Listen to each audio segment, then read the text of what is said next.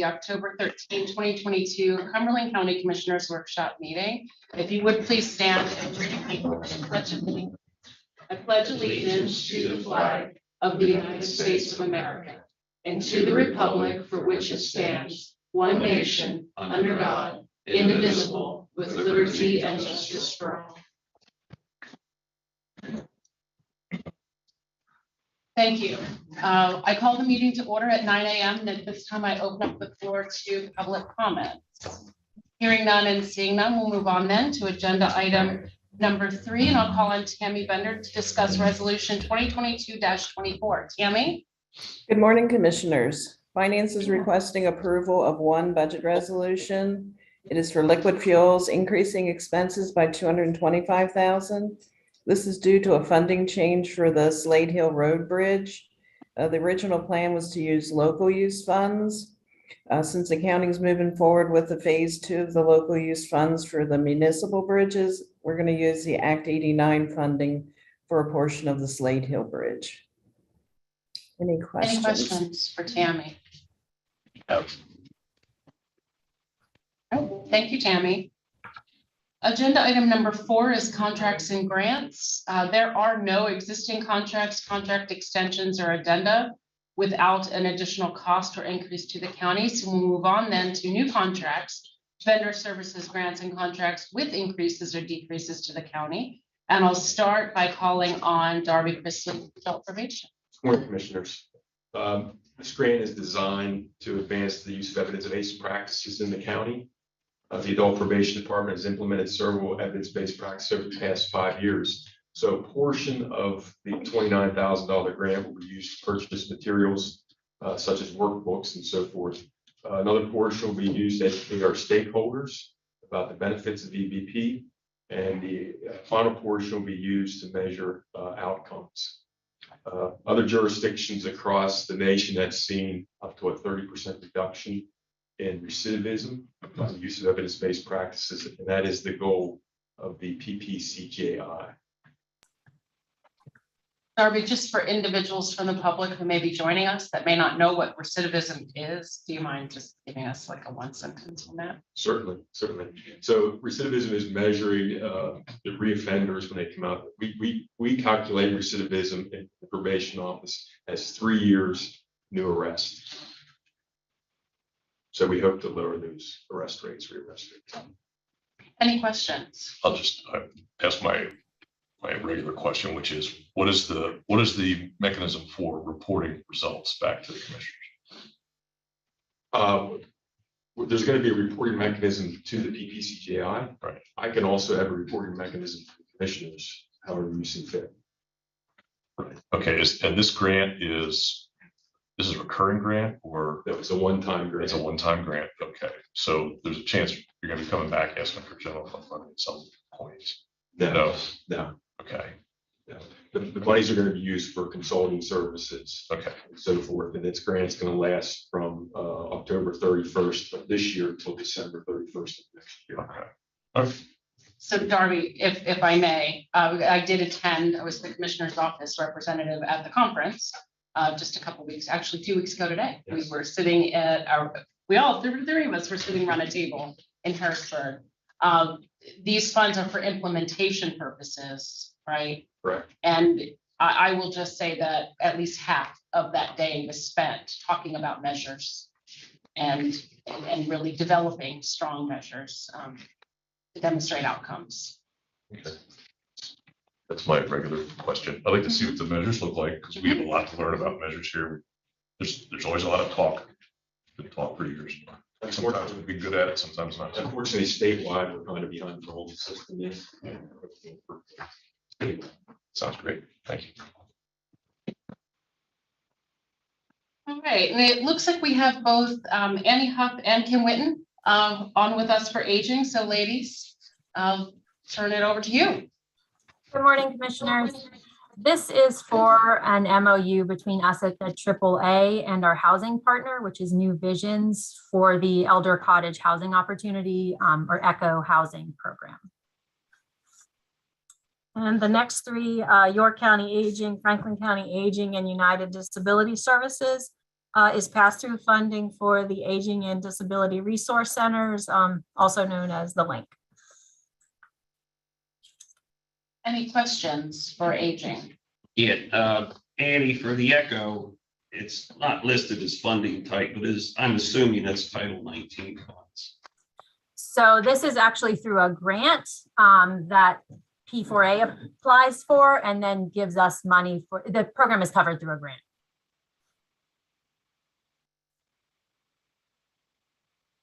Thank you. So it sounds like what you're saying, it's revenue. It's revenue MOU. Yes, They'll be giving us money. Yes, they'll give us about 2,000 for admin, and we may use some aging block grants as a commitment as part of it, but most of it is covered through the grant. And the person will pay rent, which goes to housing and. Thank you. Any other questions, commissioners? No. All right. Jamie Reiber has also joined us from Children and Youth. Jamie? Morning, commissioners. I just have one today. It's Concern. They provide both foster care and they are a treatment unit for boys for sexual offenders. They are increasing their programs between 20 and 35% across the board. They are indicating that they are, like most providers, running into staffing issues. So they're recruiting and trying to retain qualified staff. They are increasing their resources for their foster parents, expanding their programs, including a supervised independent living and trauma-focused foster care program. And then overall just operating cost. And all of their rates are either at or below their state maximum allowable. Any questions for Jamie? Okay, thanks, Jamie. Thank you. Okay, I saw that we have Eric online. We also have our district attorney here to discuss the grant application. Morning, commissioners. Is Eric there? Eric, are you there? I'll trust that he's there. Good morning, Commissioner.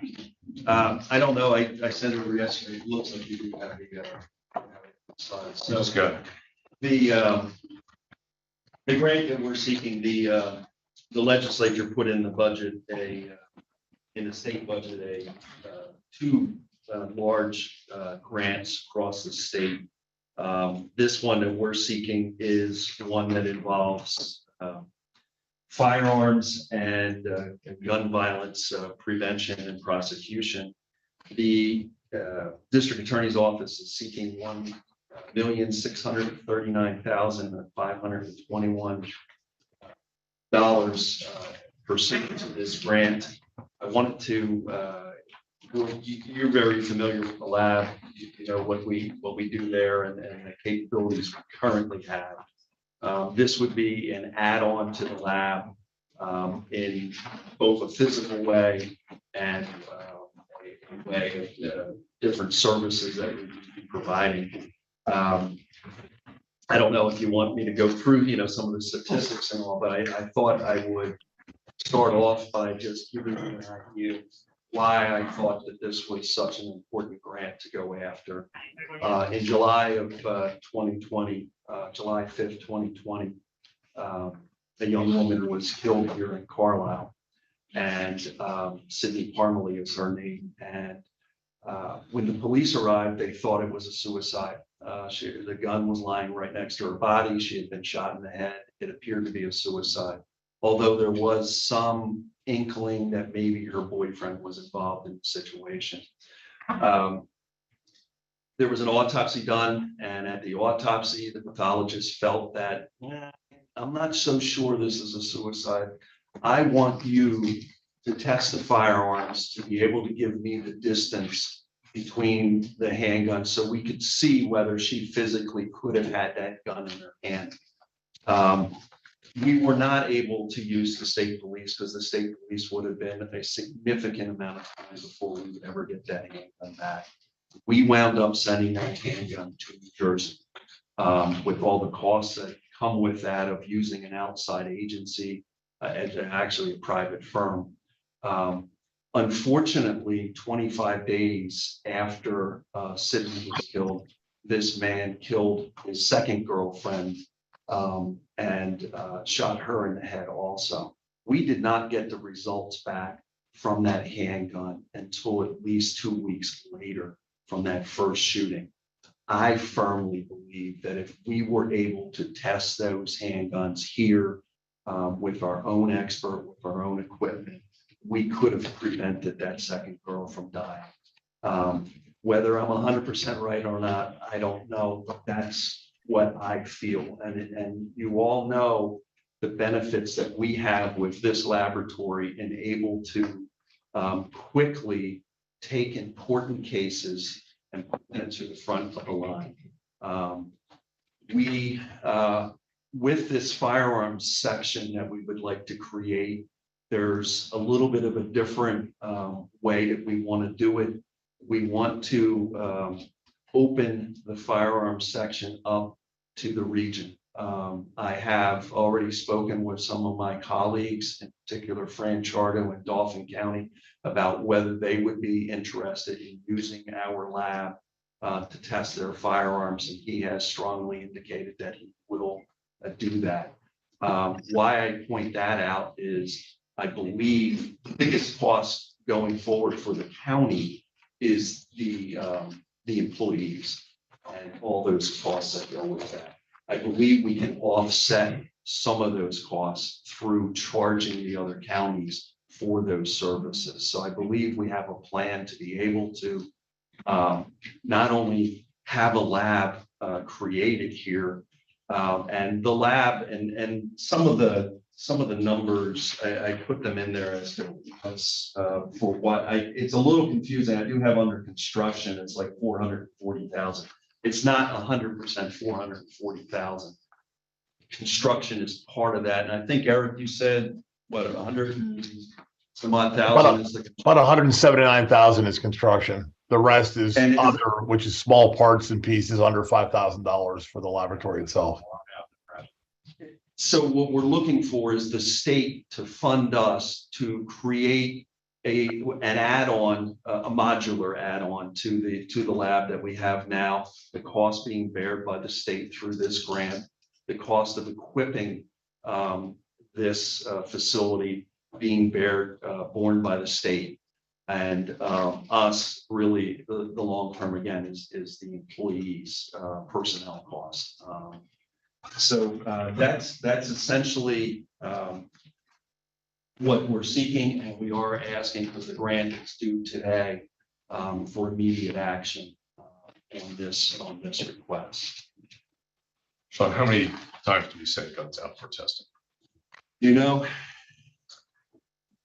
I don't have an exact count on that because right now it's not centralized. They don't come through us, so I don't know how many guns come from each individual police department.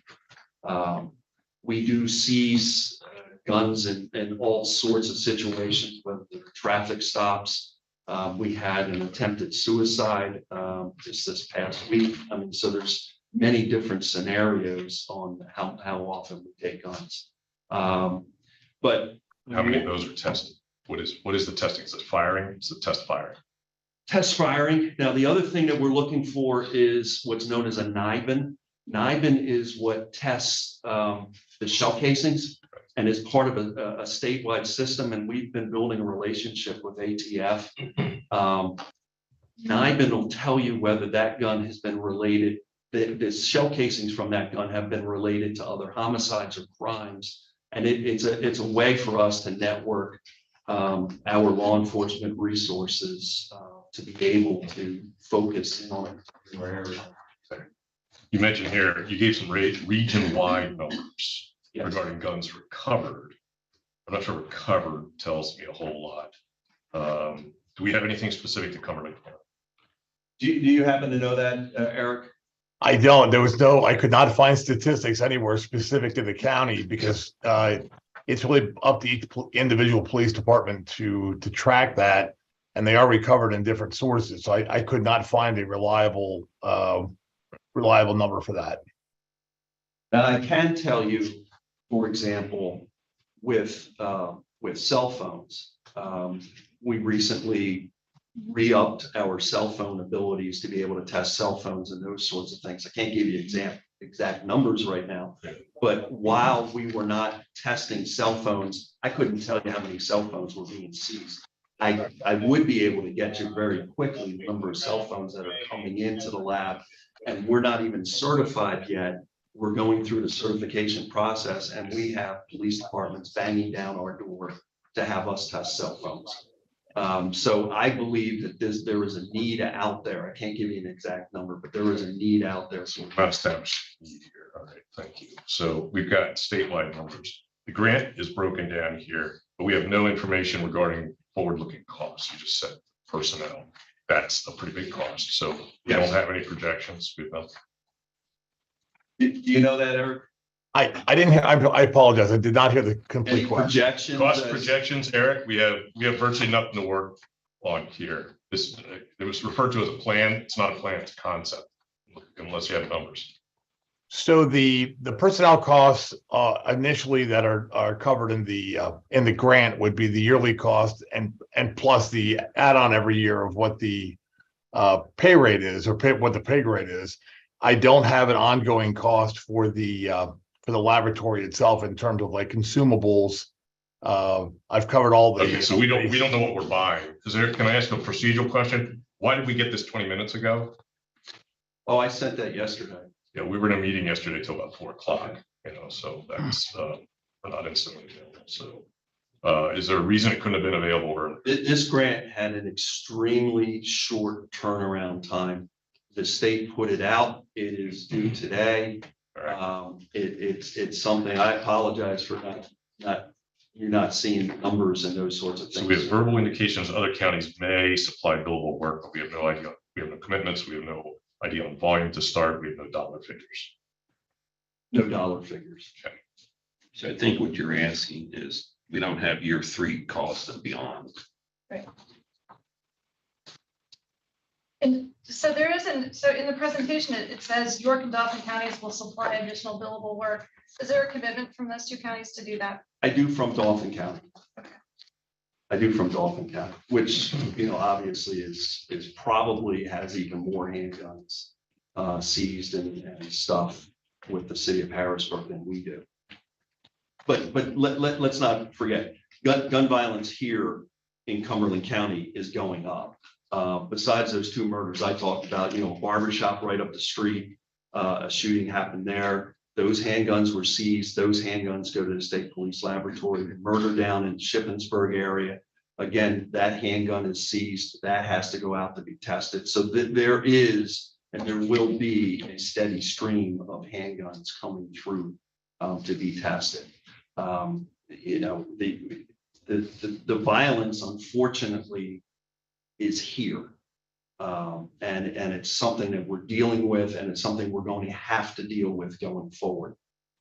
This is an opportunity to have this laboratory, a significant portion of costs that if we try to do this in the future, that the county would probably wind up paying. So how many other counties are doing this? Eric, I'm not aware of any other counties that are doing this particular one. Yeah, I don't know, as I because understand. the grants are due today, so I don't know how many other people put in for it. I mean, I'll know next week, but I don't know now. But there's no one who has an existing lab of this type in Pennsylvania. Well, Philadelphia, Allegheny, and Berks have firearms laboratories. They have firearm what? Firearms laboratories, like we're asking for. Berks County has one, Berks County DA's office, Allegheny County, City of Philadelphia, and then state police. So are all of these counties that don't have one, are they using the PSP lab? Yes. And how expensive is it to send a gun to the PSP lab? Well, I've heard it's time consuming. It delays prosecution. It causes inability to prevent. But I am wondering what the cost is to send it out. As we get into these things, I think it's really important, and I understand there's some speed on this. And I don't take it lightly that this is an opportunity to bring serious dollars to the county, but it would be nice to know, is there a savings here, right? How much does it cost to send these out? compared to what it's going to cost to do this. And so, and I understand time constraints on grant applications. I don't know if you happen to know that, Eric, what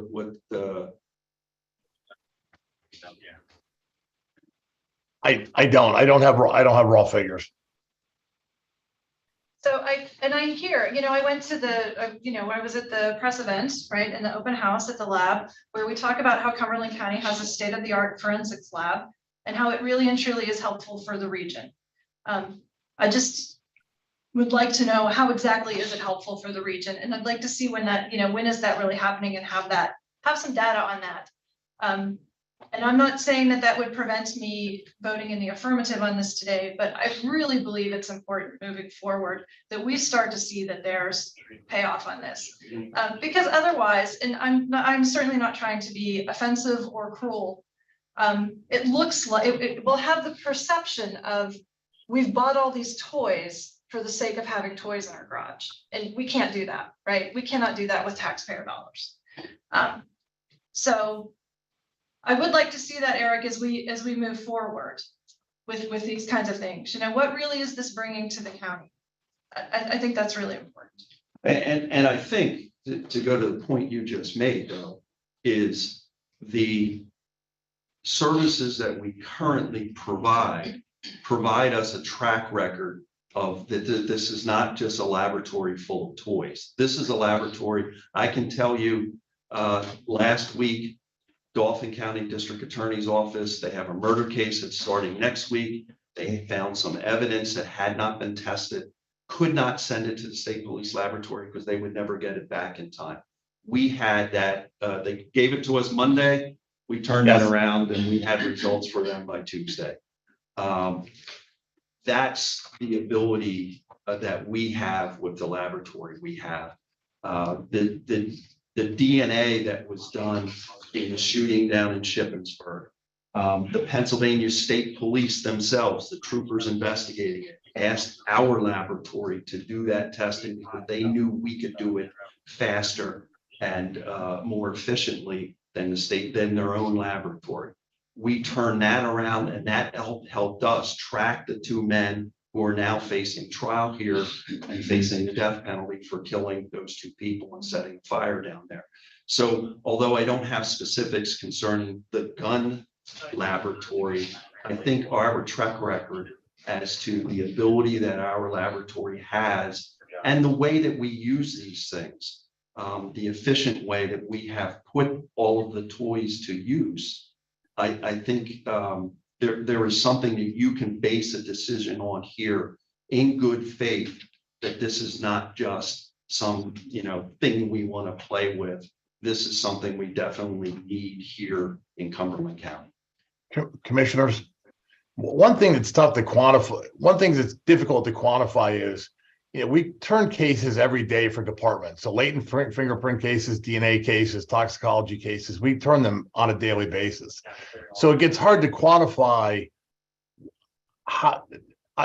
because we do these every day. It becomes very difficult to quantify the effect that it has. I don't know who's going to actually stand up and say that. I mean, I can get people to write letters every day that say this is better, they get better service, and they get it in a quicker fashion from our laboratory than they do from outside laboratories, including PSP. But it gets tough to quantify is how it affected each individual case. That does become difficult because we do them every day. I can certainly get letters of support. I can certainly get case examples on a quarterly basis or on a yearly basis to try to help. I think case examples would be really good because the court system is a service to the people of Cumberland County, right? I think about it as being another human service that we deliver. So I would like to see case examples. I think it might be easier to quantify than we think, especially if we start, factoring in human resources, lost time, gained time, right? I think it takes some time to think about how we would quantify it, but I think it is quantifiable, but not in, 5 minutes. Right, it has to be a very thoughtful process.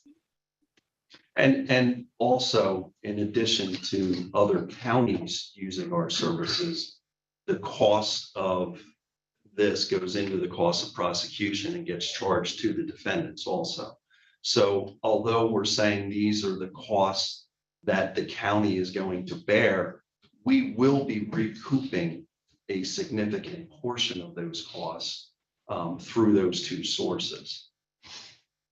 I always like the flip side of that too, that not only does this assist with prosecution, it assists with defense, right? It keeps people that haven't committed a crime out of jail. I think that's a really important piece too, that we have to focus on as a human service that we deliver. So when you say recoup a portion, is it 5%? Is it 85%? Well, it's for everyone that pleads guilty, there, you know, the cost of prosecution is going to be assigned. So every case where you have a guilty, which is, you know, that winds up being in somewhere around 80 to 90% of the cases that we have come through here. Now, you know, the long-term practical thing is the collection of those costs. Some of those things are specifically out of my hands, but you know, we get those costs ordered in every case that we have. And the same thing, if we use the Pennsylvania State Police Laboratory, we're paying the Pennsylvania State Police Laboratory, and then we're assigning the costs of prosecution to the defendant. So if we're using an outside agency, if we're using those two men that we used in New Jersey for that case I talked about, we're paying those men for their expert services. Here we're talking about paying our own employees and also having an ability to recoup some of these costs. It's not going to be 100%. You know, it's not going to be 100%, but we're going to be able to recoup some of these costs. And we already do it we provide testing services for the state prison for Camp Hill. And we have a contract with them that we recoup. Now, it's not for profit, but we recoup the costs for those services that we provide them. So I think when you start looking at the costs, we're not talking about, you know, here's the numbers for how much it costs for an employee to work here in Cumberland County. A portion of that is going to be offset by income that will be coming in also. Sean, I was just going to ask a procedural question. So the application's due now. What's the time frame by which you'd be notified, and do we have the ability to refuse the grant if we continue gathering information and decide, hey, it's not fully baked yet? We're gonna know by the end of the month. Is that correct, Eric? Is that what you told me? Yeah, sometime in November, they'll make a decision and should notify everybody because it's going to the December PCCD commission meeting. And I know it has to be cooked out before that, so that they'll make a decision in November. So it'll go to the December commission meeting. And then at that point, it would be, you get an award letter. And at that point, we would take it back to you again to decide if you want to take it or not. And in the meantime, I certainly can tell you how much, I just don't have it here. I can tell you how much it costs for us to send a gun to PSP. I can give you, you know, I have an invoice from the person that we sent the gun to New Jersey. You know, cost for his expert services. There's something else, you know, bringing an expert in, we got to pay an expert fee. When he already works for us, we're not paying those exorbitant prices. Can't compare unless we know how often you're paying that. So yes. Whereas we're paying the employee all the time out of our dollars. So I think we could certainly use more information. I think there's a question here for me of, is it nice to have versus need? I think we need to firm that up. But the bigger question is the procedure. You know, what's the future look like? What do the future costs look like? We don't know what we're buying. We don't know what we're buying. So, and if we do, nice to have is great. Having the #1 lab is great, but we do live in an era of limits, maybe more limits than we even recognize right now. So we want to proceed cautiously. We need to proceed cautiously. So if we have an understanding, I could support this if we have an understanding that we may end up refusing the grant if we don't have the answers. And Keith, you have that ability to refuse to grant, correct? I believe you can. You can always withdraw the grant after it's been submitted. There are cases where we get penalized for that, though, Well, that's in future consideration. exactly right. So we want to be careful. That's a concern almost in any case when you withdraw a grant that you've put in for.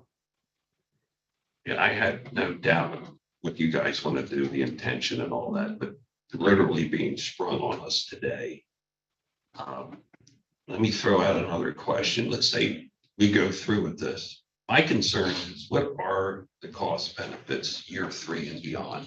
We don't know that. We have no idea what that will be. We go through with this, get all this done.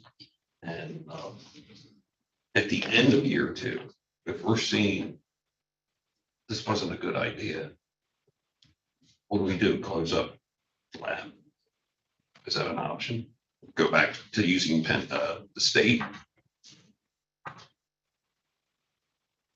I would think it would be very hard to back out of this commitment. I mean, realistically, yeah, I think it would be. I agree. It would be hard. You shut down the lab, you sell the equipment. I mean, is that all possible? Sure. You lay off the employees. Yeah, that's all possible. I don't know. I don't believe is there any strings attached to this, that there is a absolute commitment? I didn't see that in the grant proposals. I don't believe, I mean, I've not seen that in the past. In the grants I've worked with the PCCD, I've not seen that in the past. Eric, when did you say that the grant announcements would be made? Did you say end of November? Yeah, they have to be, it goes to the December commission meeting, which I think is December the 6th. So they have to make the announcements in November. So you'd be notified, you would get it. They would actually make the award after the December commission meeting. So it would be sometime during the month of December, towards the end, we'd actually get an award letter. And so if things were normally operating on time, I would bring it to you sometime in January to accept or reject. And again, I certainly didn't intend to spring this on anybody. Understand. The turnaround time that we had even to put this together was significant. The numbers and the things that we have in here took a lot of work to put all this together, to get it ready for today. This was I've seen grants with short turnaround times, but for the amount of money that they are offering here across the state, this was a ridiculous turnaround time. It really put a lot of pressure on us to try to put all this together. Yes, this. So, okay, now we've said other counties around us don't have it, but we also don't know who's applying. So what happens this if York County applies and is awarded, Dauphin County applies and is awarded? Dauphin County is not applying. They're not, so we know that. They are not. Okay, so that leads me to the question, which is there any prospect of perhaps doing this on a regional basis? Well, I think that's Brad. I've kind of proposed it. If the application, it is a regional, it's designed as a regional laboratory, in fact, that of getting work from the surrounding counties and then billing them for the work that we do. That's my point. It'll dry up if, say, York County gets one or Adams County gets one. So my point is to pursue the grant from a regional basis. Maybe it's headquartered here, but it would involve having contractual arrangement rather than verbal assurances that somebody may use it from, we don't know what the market looks like, essentially. So. I think that's something we could certainly explore, contracting with certain counties, getting more than just a verbal commitment. Yeah. Just the same. Obviously for getting the grant in, we're not going to be able to get other counties to join in the grant. I did get a letter from Dauphin County indicating they very much support this grant and support the lab and the ideas and those sorts of things, but it's not a signed contract. They very much support Cumberland County bearing the fixed costs. That's what they're saying. Well, so, that's all right. I'm not looking for an answer. We've dealt with this before. So, okay, I understand. Unfortunately, the state hasn't given us much time to explore, better options such as that. I don't know if that's something that would be feasible to explore while the grant application is under consideration. Yeah. But if we could firm up commitments from other areas, and it'd be nice if we could actually submit it as a regional grant. I think it would, get the state's attention in a better way. It appears that this is a shortcoming on the Commonwealth's part in the way they structured it and the lack of time to implement. So unfortunately, their problem and your problem is now our problem. So we have to look at it that way. Well, Sean, it sounds like you have time to get at least a part of what we're looking Oh, sure. for before everything. In fact, I'm leaving here and going down with a meeting with the DA's Association, which York County DA is at, the Adams County DA is at, and Dauphin County DA is at. So I can have the conversation with them. Because I think when we were discussing this, Eric and I were discussing this originally, the regional offering for this portion of the lab is exactly what we have in mind. The other areas of the lab, I'm a little worried about opening that up to too much because they're going to get overwhelmed. I think the firearms, the science with firearms is such that it's a little bit easier and a little bit better to handle, outside agencies sending us a steady stream of things. I don't want to become the state police lab where other counties are waiting 6-7 months, because then it will dry up. So we got to find a happy medium of the counties that we're willing to accept things from. But I believe with York and Dauphin in particular, they're the two that have the higher gun crimes in the region. Do we know if Lancaster's doing anything? I'm not aware what Lancaster's doing. And the nice thing is with Berks having their lab, Berks is far enough away from us that I think if they are regional, we have different customer pools. Lancaster and Berks are doing a lot of things together now as regional cooperation things, so they may actually put Berks lab. So where I was going with that is looking for, there's really two things that I think would seal this for us. Number one, understanding what the willingness of other counties in the region to commit to using us and for how long, but also at least an assurance that they are not going to end up as our competitors by applying for the same thing and we all get awarded and then we're cannibalizing. Yeah, Commissioner, I'll do my best to get an answer for that on who applied for the grant in the next 2 weeks. And I'll try my best to find out at PCCD who applied. That'd be great. I think that helps quite a bit. That's a component that, should be thinking about.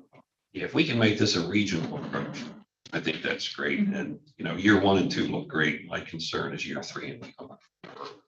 Potentially this future boards to have to say, oh man, why did they do that? Or why didn't they do that? Okay. Thank you. So there is a request for action on the item today. So I'll entertain a motion. Yes, I'll make a motion to approve the district attorney's request for grant request, the Pennsylvania Commission on Crime and Delinquency. Purpose is to implement a comprehensive ISO 17025 firearms laboratory and in the amount of $1,639,521. Is there a second? I'm going to second that motion, and I would like to add to it before the second, though, that this approval is really and truly contingent upon receiving the requested information from the DA's office in the forensic lab, and that the board reserves the right to reject this grant if those things are not received and if they don't paint a positive picture of the acceptance of the grant. Excuse me. Can you put that in motion? I think we have it. Do we have it down? We have it recorded. It's conditioned upon information thank being you. provided to the commissioners. And they reserve the right to refuse or withdraw the grant based on that information. Thank Is that you. correct? Do you amend your motion? I will amend my motion. Okay. Is there a second? I second. Legally speaking, we don't even need, that's inherent, that's any grant acceptance, but still, it's good having it. Yeah, it's on record. in there, so it doesn't create any complications. Okay, so We've got the motion and it is seconded. Are there any further questions? Hearing none. Okay, we'll call the action. All in favor, indicate by say aye. Aye. Any opposed? Motion carries with the conditions. Thank you. Okay. Thank you. Right, so we'll move on then to agenda item E, and I'll call in Ryan Simon to discuss the contracts for drug and alcohol. Ryan? Good morning, Commissioners. We've asked for increases for our outpatient rates, and Diacon and Center for Behavioral Health are outpatient providers, so we'd like to increase their rates the same as what we've been increasing other outpatient providers. For Diacon, we would also like to add the 0.5 level of care early intervention, individual and group rates. And then here Incorporated, they provide halfway houses at 3 different locations, and they're asking for increases of 7% and 13%. And those increases are related to changes they've had to make to their program for ASAM and also increased salary costs. Any questions? Questions for Ryan? All right, thank you, Ryan. Next, I'll call in Holly Sherman to discuss the 2 contracts for human resources. Holly? Good morning, Commissioners. The first contract, United Concordia, is an amendment to our 3-year contract for our dental insurance. This is year 2 of the 3-year agreement. The 5% rate cap is being enforced. However, it is a decrease due to the number of enrollees in our plan declining from the prior year. So a decrease overall for the remainder of the contract. The other contract through Capital Blue Cross, this is specific to our vision insurance.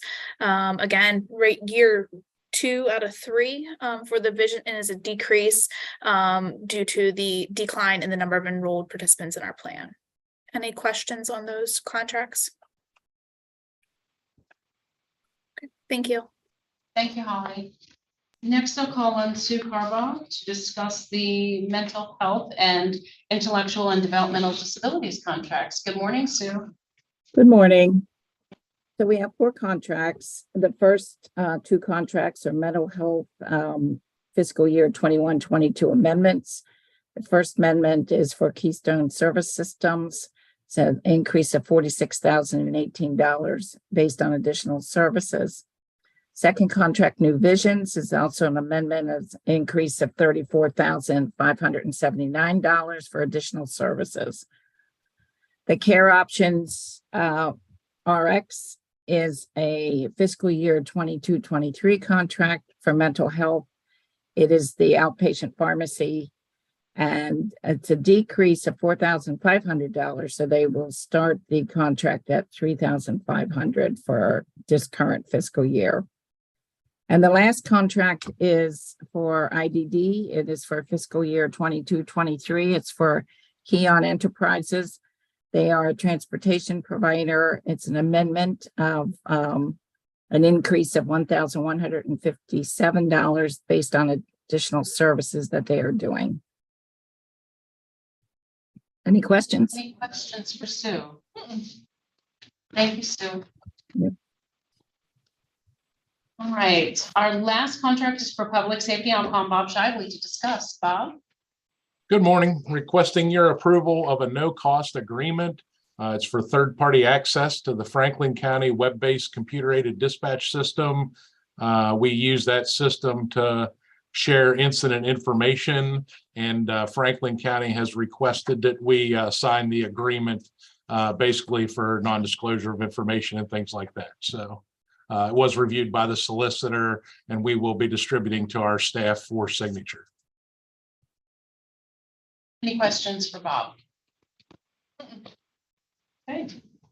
All right, so that concludes contracts and grants, and I'm actually going to call on Bob Shively again to discuss agenda item number 5, which is related to a nomination for the American Medical Association Awards. Okay, Public Safety is recommending your consideration to nominate Dr. Tim Davis and Dr. Alan Wirt for the 2023 American Medical Association Awards for Outstanding Government Service. The awards recognize significant achievements by elected or career public servants in national, state, or local governments.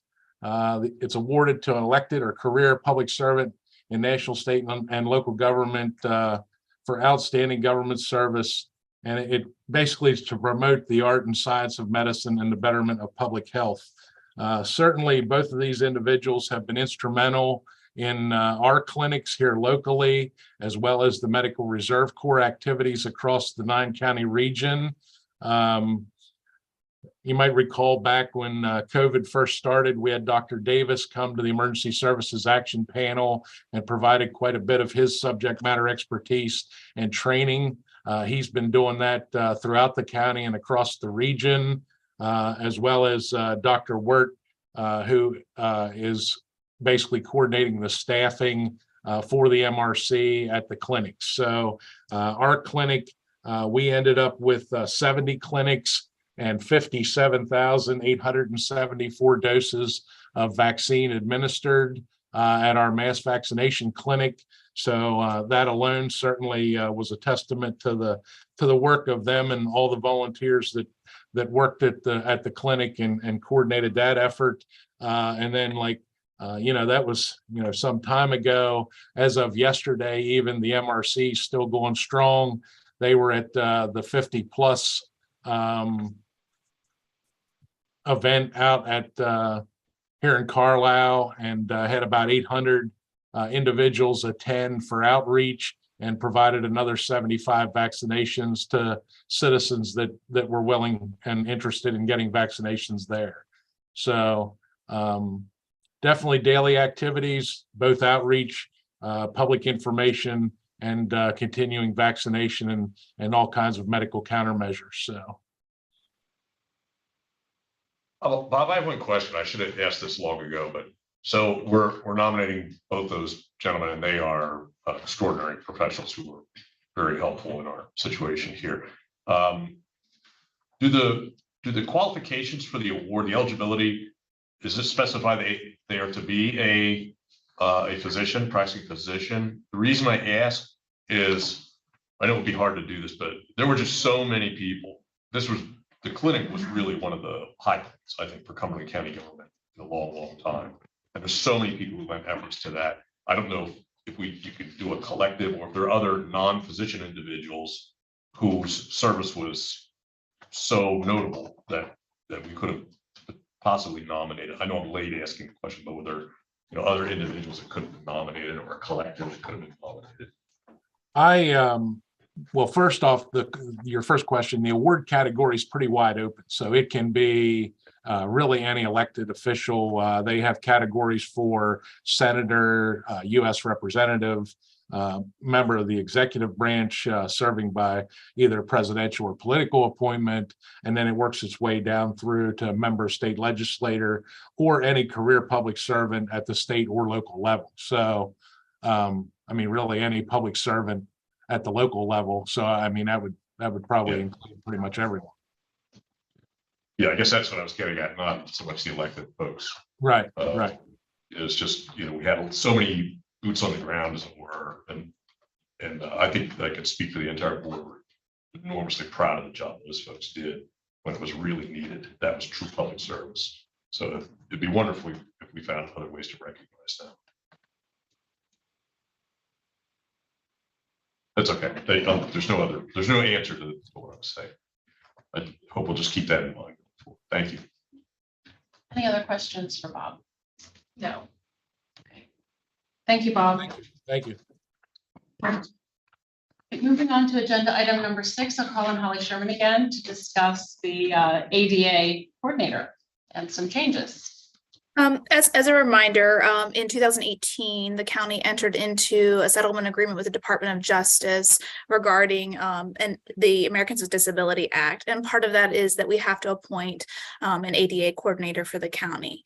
that has historically been the benefits and risk manager in the human resources department. And we did have a change in that individual in August. So we are requesting and recommending that the new benefits and risk manager Josephine Bentley be appointed as the ADA coordinator for the county, retroactive to August 23rd. She has been functioning in that capacity since August 23rd, just catching up with the formal approval, as well as updating the grievance procedure, the notice, the policy, and the request for accommodation forms to align with what is actually occurring. Any questions for Holly? Thanks. Thank you, Holly. All right, agenda item number 7 is capital project requests, and I'll start by calling on Bethany Salzarullo to discuss the request for elections. Hi, Bethany. Hello, good morning, commissioners. As we begin to expand into our new space, thank you so much for that, by the way. I am asking for the ability to have more efficient desk space for my staff, as well as a common work area that would have additional filing system underneath that. This would allow for my staff to have more effective and organized workspace than what they have now. And of course, as you know, elections continues to change and expand and just grow. So, and we would be using the election grant that is for the Act 88 expenditures. I'm sorry, Act 77 expenditures for this project. Any questions for Bethany? No. Thank you, Bethany. Justin Smith is here with us to discuss the capital project for GIS. Morning, Commissioner. So we're looking at getting FME software, which is going to really help us to work better with replication. Right now, we move a lot of data around. We have data sets that, 100,000, 200,000 records, and we're constantly taking them from our source, deleting all the data that exists in the destination, and just pushing everything there. And it's difficult to work in these environments where we're dealing with different servers and trying to keep everything with the same on the same data, the same time frame. So we're looking at using FME for replication, which is only going to really push the changes, right? We don't want to delete whole data sets and replace them all the time. We want to just push the changes. And FME is really going to allow us to do that and set up these no-code solutions. Right now, we have about 40 scripts that move data around, and it really takes our dedicated developer to be able to use that. And with this FME, it's really a no-code solution. It's really just a graphical unit interface that has tools and modules, and we're very familiar with that using our current GIS solution. So this is going to allow us to develop even more tools than what we have now, because we're going to be able to do it with more people. So we're going to be hiring Concertech, who is a consultant. We're going to have them for the first year. They're going to go through a discovery phase where we look at all of our processes, figure out where we can optimize, and come up with a plan of action, and then training. So that's why the first year costs us more. And then we're going to have a reoccurring cost of $15,000 into the future for software maintenance for our enterprise server license. Annual $15K annually, yes. That's cheap in the software. Yeah, well, considering just how much this does, and if we're looking at for GIS to begin with, but we're going to be pulling in IT as well, because this tool has application beyond just GIS. One thing, if I recall from when you presented this to the capital projects group, is that this would eliminate some of the glitchiness that occurs that keeps data from being updated so that we don't receive calls from individuals saying, Correct. Why isn't this updated on Property Mapper? Right. So the Property Mapper is really a flagship product that we have here at the county. It's a diamond. People love it. Yes, and it's a very large data set that goes into feeding the information to the Property Mapper. So right now we really have, it's sort of like a MacGyver solution where we have the data being joined and deleted, and and pushed, and then it goes to the cloud, and it's just all these steps that are where we're basically just deleting everything and pushing a whole new data set in. And we have these scripts set up that tells us the script successfully ran, but then we go and look at it, and it's the same data. So it's really not an ideal solution to use these scripts to move such large data sets around repeatedly. So that's why we want to move to more of a replication solution where we're only pushing the adds, deletes, and changes, not the entire data set. We're not deleting entire data sets and replacing them constantly. It's really a limitation for what we're trying to do when we have to constantly delete an entire data set and recreate it. My only observation is that MacGyver solution actually works every time. Yeah. Wow. Yeah, he only needs to use it once though. That's Yeah. Very true. 43 minutes without commercials, right? Any questions for Justin? Thank you. Thanks, Justin. Okay, the last capital project to discuss today is for IMTLI. Mark is online with us. Mark? Good morning, commissioners. This is a routine purchase for us. Every year we replace our some of our switches. We have about 140 switches throughout the county. We're looking to replace 18 of those ones that are probably 10 to 12 years old. And we need to replace those just because they're outdated. They're not getting the right security updates and things like that. So this is a fairly normal expense for us, which we do toward the end of the year every year. And we're asking for $45,000 to purchase that equipment. Any questions for Mark? I just have one for informational purposes. Has the lifespan of the switches now changed at all? Has it increased, decreased for the last since we did this? They're about the same. They're about the same. And really it's driven mostly by security updates and features. So some of the older equipment can't handle the new software or firmware updates that are being produced today. Okay, great. Thank you. Any other questions for Mark? All right, thank you, Mark. Agenda item 8 is related to a salary adjustment ordinance. I'll call on the solicitor to discuss. Thank you. Good morning, commissioners. Every 4 years, the commissioners have been establishing salaries for time periods in the future. The ordinance that you will be considering by the end of this year will cover the time period of 2026 through 2029. So I have some information about that, and I want to make a correction on information I provided to you earlier. The ordinance that you have in place now and the one that's in place for the 4-year period before 2026 that ends December of 2025 provides for a change in compensation for you and the row offices based on the consumer index. It's the urban. There's a cap on that increase on an annual basis of 2% and a base on that of 0. So you don't go below, there's no decrease in salary for a 4-year period. The increase is only to 2%.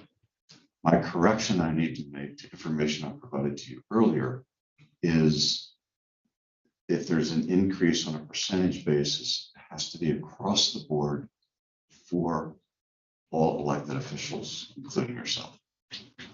So I'm giving you that information. That's how it's been in terms of ordinances that have been adopted since I've been a solicitor. 2% cap, 0% base, and for a 4-year period. Special consideration is made to when you do this. You should do it before the end of the year. You have to do an evening meeting between 6 p.m. and 9 p.m. at a central location in the county. And it has to be advertised at least 10 days before enactment.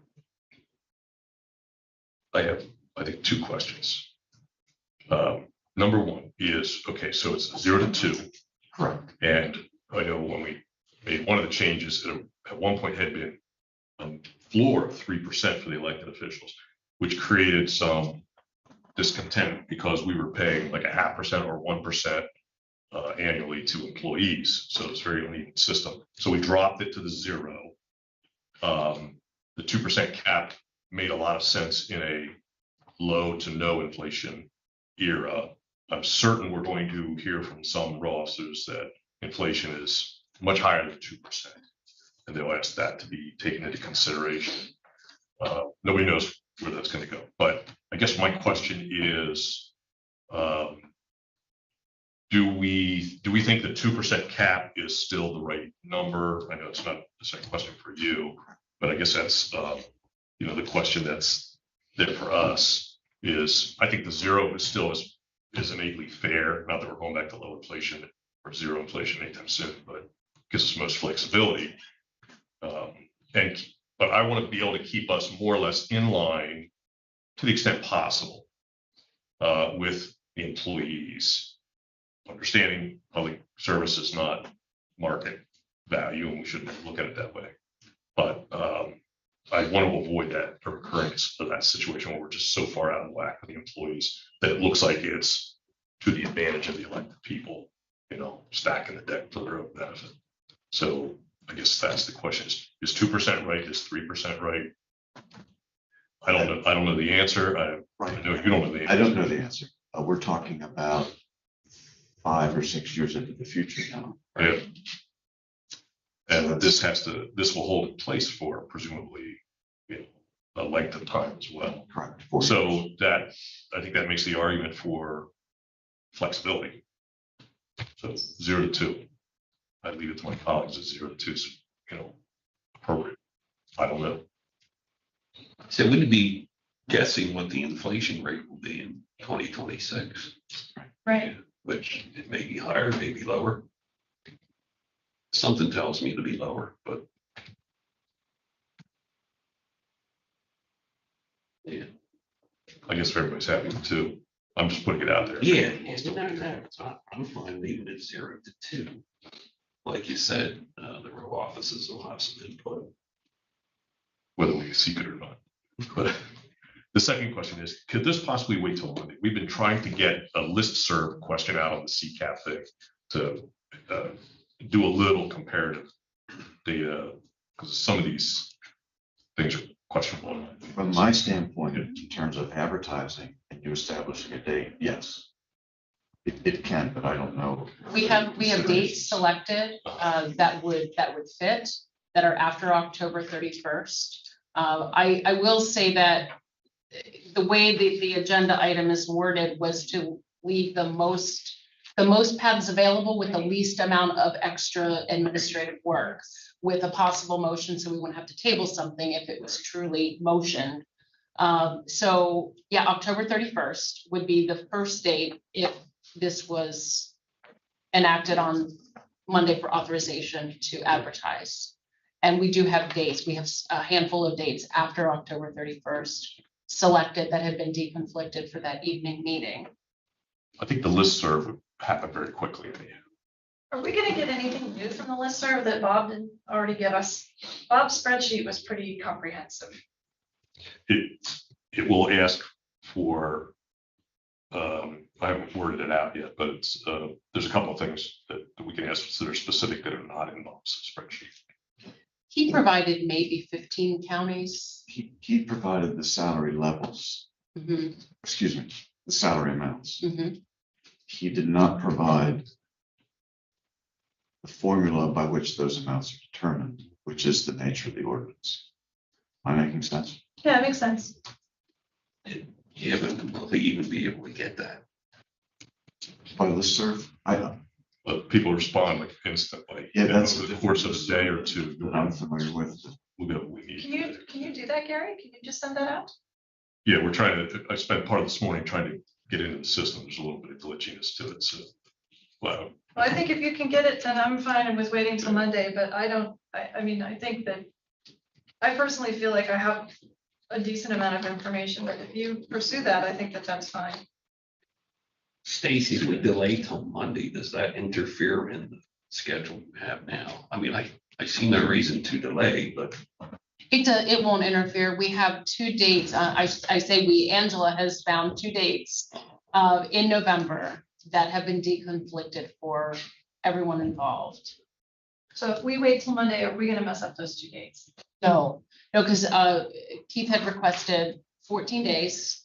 And that was really that was the math we were using to determine what dates would or would not be eligible. And frankly, I could not remember, solicitor, if the meeting date was included. So one of the dates was October 27th, which is 2 weeks from today. Would that be enough time? Then my concern is this weekend, like you're already going to be delayed 2 days getting everything Right. out And ready. there's a time period that the Sentinel Yes. will need to Yes. get Yes. approved. So there's usually Mhm. 2 days for that. So we might really actually only have the same dates available to us then, regardless of whether it's acted upon today or Monday. Really, practically. I can immediately get it out my office Monday after you make if you make a decision on that date. I'm not keen on pushing this past Monday. I mean, I'm really not keen on pushing it past today, but if Gary's gonna do the work to pull this stuff from the listserv and it becomes available, then it's great, it's fine to look at it, but I was fully prepared to have a decision today. We can't go past Monday, period. Right. We don't need to. I mean, we get it up on the system, people respond. It's like, we'll have everything we need within probably 48 hours.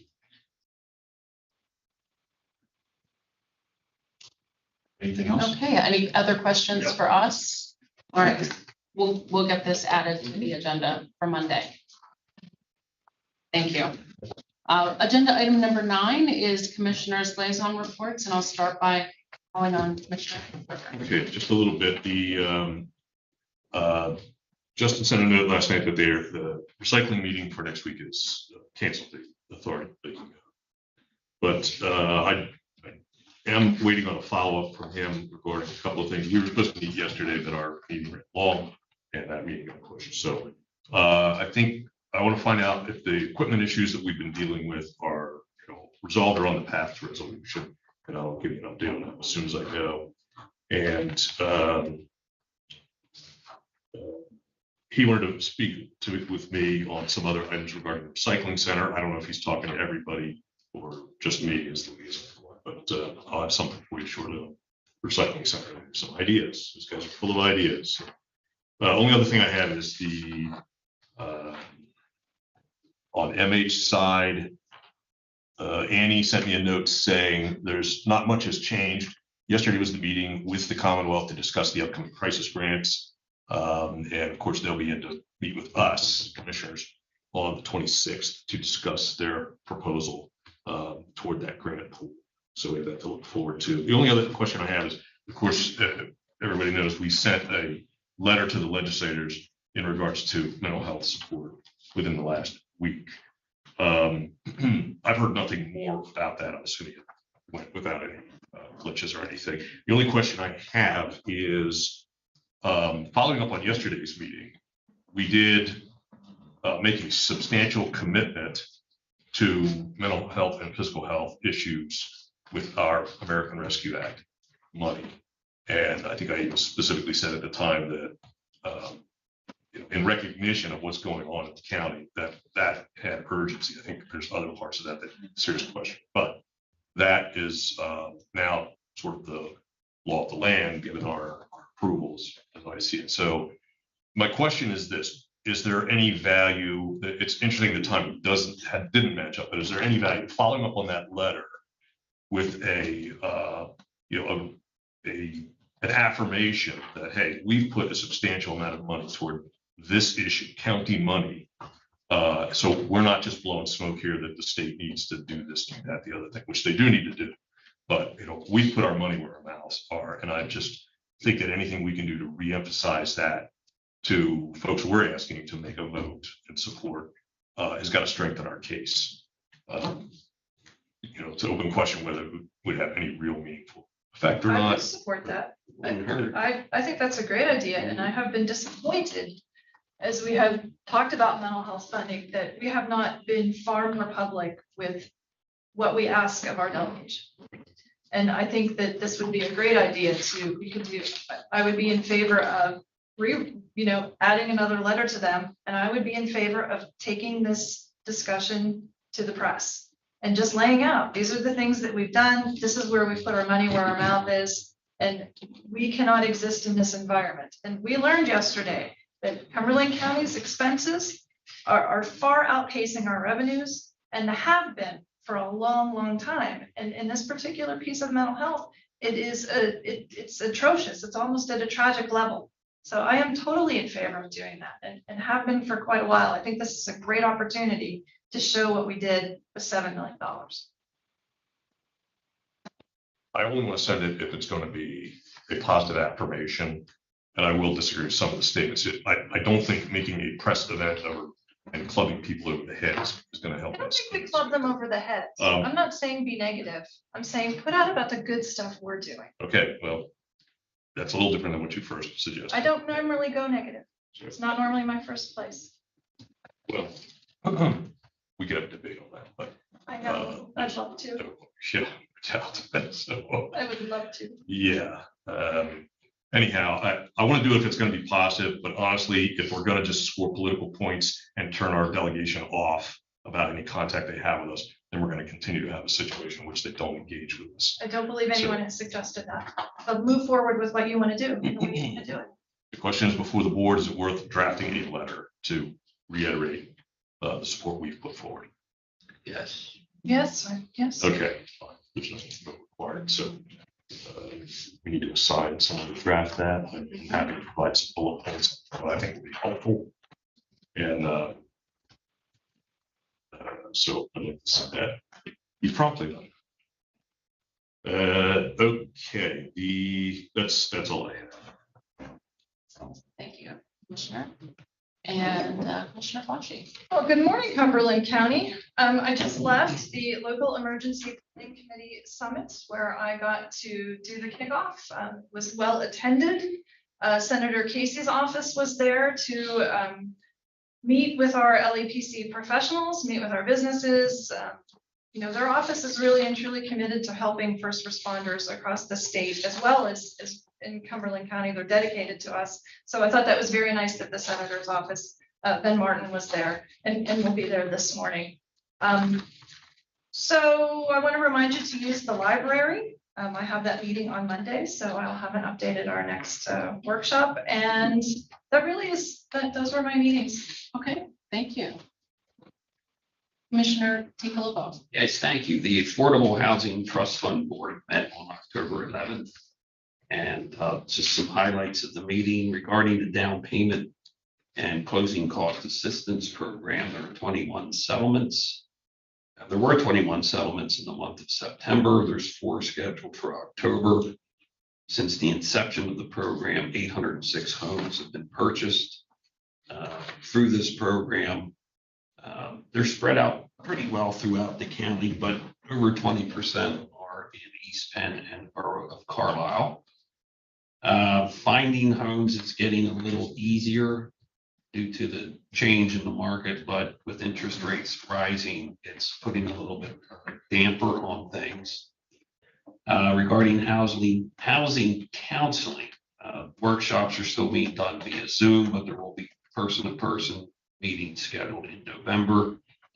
There are 2 initiatives being looked at: the PA Homeowners Assistance Fund, which is a housing-related program funded by the U.S. Department of the Treasury to assist PA homeowners facing financial hardship due to COVID. And this would be in effect January 21st, 2020 and beyond. The program will provide financial assistance to homeowners for qualified mortgage, housing-related expenses, etc.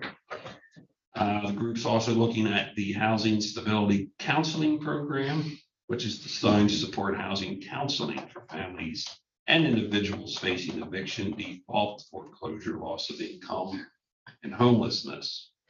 Update on the emergency repair program. There's still $34,000 available. current projects that were completed. One was in Wormleysburg, and one right now in Camp Hill. The Ag Preservation Board met yesterday. November 1st, there's going to be a workshop for interested new applicants to the program that will be held at Allen Road, starting at 6:30. As you know, on an annual basis, all of our preserve farms have to be inspected. That inspection was done between June 24th and August the 4th.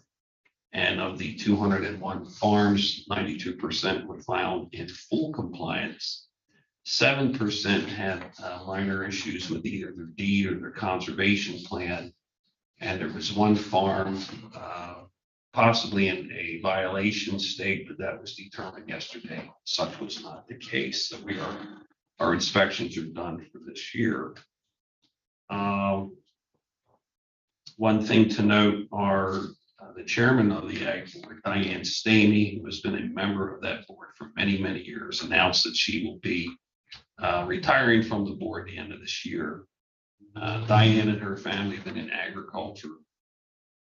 I think they're the fifth or sixth generation, since 1850. So there will be an opening for January of next year, and we'll be doing some advertising to find a replacement. And that's all I have.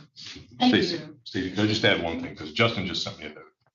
And I just thought this would be good. He asked me when I report out that as a reminder that the final household hazardous waste disposal event is scheduled for the October 27th. That's about 2 weeks away, 11 to 5. Remember, that's a pre-registration event. So anybody who's listening, they have 240 registrations for the 400 available spots, plenty of spots, but we do require pre-registration. So this year, he reminds us that we've had 269 customers per event. So that's always a big event. And he wanted it publicized, so I have now done so. Thank you. Excellent. Thank you very much. Gary, did you say the 22nd or the 27th? 27th, Thursday, October 27th, 11 to 5. Okay, moving on to agenda item number 10, I'd like to report that executive sessions were held on October 3rd, 2022 at 2:20. I'm going to guess this is PM, regarding potential litigation, and also on October 12th, 2022 at 9:30 a.m. regarding personnel. Is there any other business to come before the board today? I have a question. And it's about the IDA board. It's my understanding that there was a resignation from the board yesterday. And I know, Vince, you sent to the three of us someone's application regarding that particular opening. Did that ever make it to the IDA board? I forwarded that to Kentucky. Thank you. Yes, the chairman. Ken said he got the same email from all three. Okay. Well, I didn't send it. Oh, you may have misspoken. Yeah, I did not send it. Yeah, he said they're gathering some names. That one's definitely in the mix. So, and they'll be back to us with that. So I think they nominate, we make the final. Okay. Any other business to come before the board today? No. Okay, we are adjourned.